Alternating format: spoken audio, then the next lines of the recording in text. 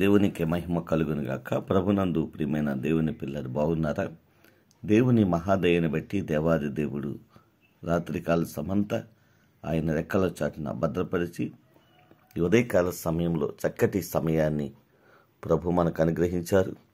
లేచి ఉదయకాల సమయంలో ప్రార్థన చేసుకొని ప్రభుకు అప్పగించుతూ ప్రభుని స్తుతిస్తూ ఈ దినాన్ని ప్రారంభించారు కదూ. అలాగూ ప్రారంభించడం మనకు మన కుటుంబాలకు ఆశీర్వాదకరమని దీవెన అని ప్రభు దాసుడిగా జ్ఞాపకం చేస్తూ ఉన్నాను. రండి, పరిశుద్ధ గ్రంథం నుంచి ఒక చిన్న మాట మనం జ్ఞాపకం చేసుకుందాం. యెషయా రాసిన గ్రంథం 44వ అధ్యాయము 2వ వచనం ఏమో రాయబడిందంటే, నిన్ను సృష్టించి గర్భములో నిన్ను నిర్మించి నీకు సహాయము చేయువాడినైన యెహోవా ఇలాగూ సెలవిస్తున్నాడు, నా సేవకుడు అయిన యాకోబు, నేను ఏర్పరచుకున్న యెరూషును భయపడకము. దేవునికి మహిమ కలుగును గాక.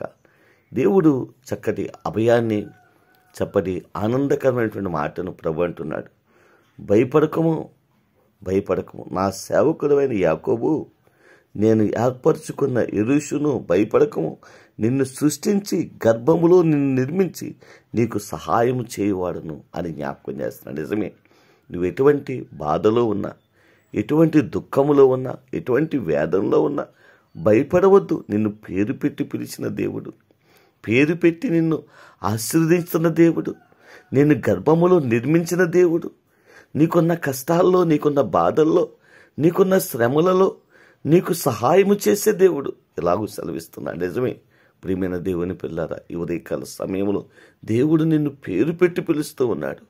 నిన్ను నిర్మించినటువంటి వాడు, నేను గర్భములో సృష్టించి ఇదిగో నీకు సహాయం చేయడానికి సిద్ధముగా ఉన్నటువంటి దేవుడు పిలుస్తున్నాడు. భయపడకము, భయపడకము. నిజమే ప్రియమైన దేవుని పిల్లారా, నువ్వు భయపడుతున్నావా? బాధపడుతున్నావా? నీకున్న కష్టాన్ని బట్టి, నీకున్న శ్రమను బట్టి, నీకున్న దుఃఖాన్ని బట్టి నువ్వు కన్నీళ్లు కారుస్తున్నావా? భయపడవద్దు. ఇదిగో ప్రభు నేను పిలుస్తూ ఉన్నాడు.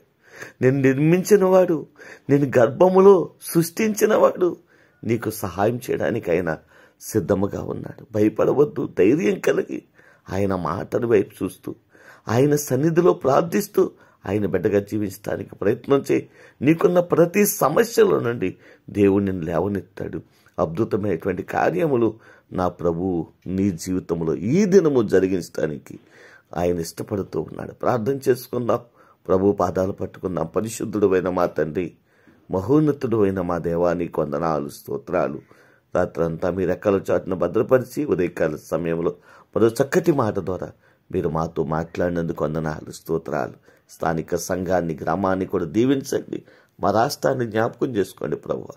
రాష్ట్ర ప్రజలందరినీ దీవించండి. ప్రతి గ్రామాలను, ప్రతి పట్టణాలను నీ కృపలో బలపరచండి తండ్రి. అయా బిడ్డలు చేస్తున్న వ్యవసాయములను, చేతి పనులను, వ్యాపారములను, ఉద్యోగములను కూడా దీవించండి, ఆశీర్వదించండి ప్రభువా. బలహీనులుగా ఉన్న వారందరినీ మీ రక్తం చేత కడగండి. సంపూర్ణమైనటువంటి ఆరోగ్యం వచ్చునుగాకని ప్రకటిస్తున్నాను తండ్రి. నీ ఘనమైన కార్యములు జరిగించండి. చదువుచున్న బిడ్డలకు మంచి జ్ఞానాన్ని ఇవ్వండి. వివాహాల కొరకు ఎదురు చూస్తున్న బిడ్డలకు వివాహాలు సిద్ధపరచండి. గర్భఫలం కొరకు కన్నీళ్లు కారుస్తున్న బిడ్డలకు ప్రభు వారి ఆనందముతో వారి హృదయాలు నింపండి ప్రభు.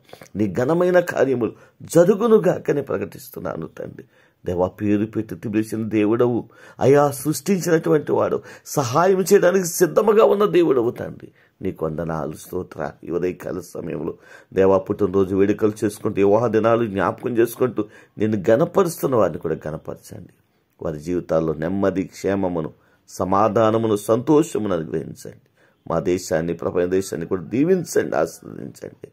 అయ్యా, మా గ్రామాలను, మా ప్రాంతాల దేశాల్లో, అయ్యా రాష్ట్రాల్లో వారి కుటుంబాలతో కష్టపడుతున్నటువంటి బిడ్డలు ఉన్నారు ప్రభు. వారందరినీ కూడా జ్ఞాపకం చేసుకోండి.